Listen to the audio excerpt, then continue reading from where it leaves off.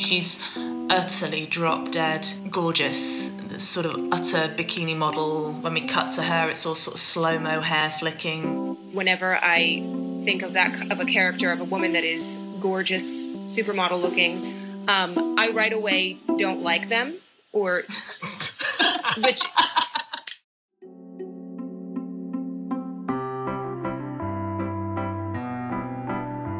What I'm saying is I would have a hard time working with this character because without finding something about her that is lovable.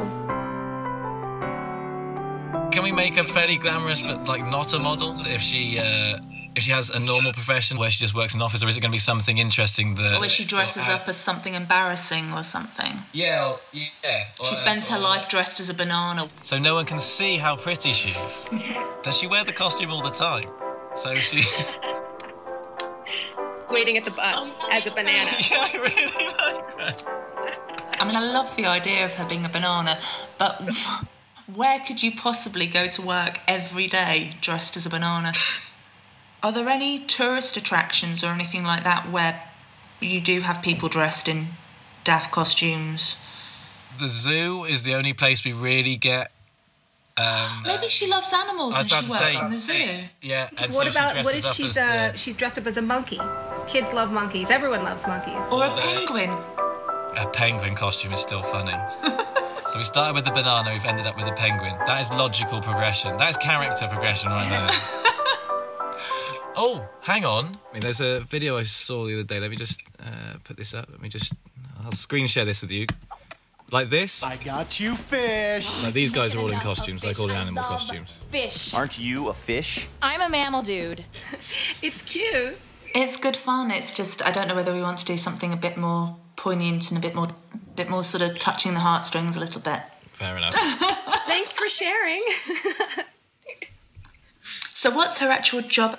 I don't know whether I thought she was maybe a little bit more there because of her love of animals rather than entertaining the public. Yeah, it could be like she doesn't want to necessarily like have to wear this costume and cover up who she is, but because she's so shy and it becomes a crutch. She only takes it off in her house. Yeah, Right. a word that I tried to sum her up with is kind of sort of bittersweet. She's lonely. Yeah, exactly. She wants to find love, but she can't because she's addicted to wearing the penguin costumes. Yes. I mean, because there can be even moments of real sadness where she's crying while she's in the penguin suit, like, I don't want to be a penguin anymore.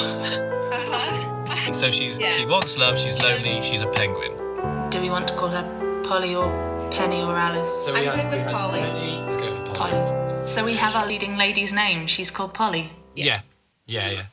What do you think about the idea as well of her having a confidant at work that she chats to during her breaks? I agree. I think we need someone that's going to kind of humanise it for us. And if she is trapped in this costume, then like wants to try and get her out of it. And so the friend is also wearing a costume, but she takes her costume off, whereas Polly is too scared to. Yeah. What's the name of her friend? Would she have like a slightly hippie name? What like Fern? Yeah, Fern. Fern's a good name. Yeah. Okay, so they are at lunch together. Yeah. So she's like, just something really normal, like, hey Fern. What do you think Fern's opening gambit would be? Maybe it's a conversation that happens every single day. So maybe she says, I won't talk to you until you take that head off.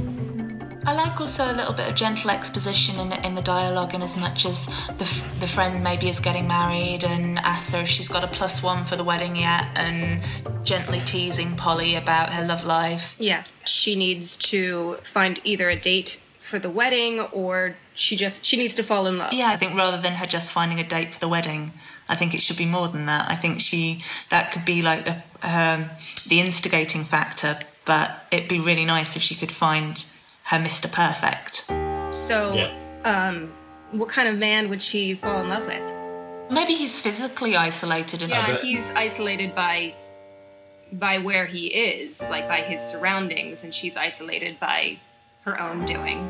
Maybe he's actually a ship's captain. Yeah, I like that. There's something romantic about like a ship's captain.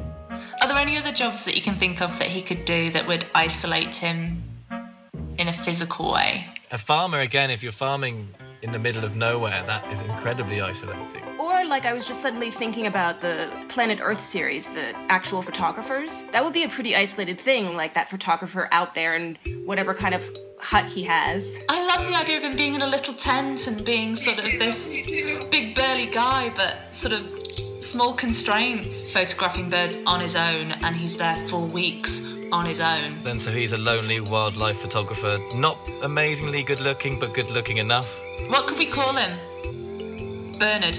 I like Michael. It's a nice, strong name. Michael's good. So how should she meet Michael? I was just thinking that maybe he has an exhibition and she goes. And goes in her penguin thing. I like that. Yeah.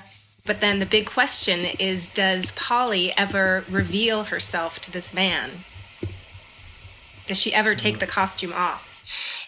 If you have a fear, then you need to have a really damn good reason to push past it. And if she's decided that she might love this guy, then that surely is a really good reason for... Because she must know that if she turns up on a date in a blooming penguin suit, that he's going to run a mile. Because she's not crazy. So if she wants to date him properly, she's going to have to get out of the suit. Yeah. So we've got our story about Polly. She's trapped in a penguin costume. Her friend Fern's trying to get her out. She sees Michael. She falls in love with Michael. Then we have our climax ending where is she going to take the head off? Is she going to keep it on? And then, boom, that's where we left it. So if I type this up, and then I'll send it across to you, and then we'll see how we go from there.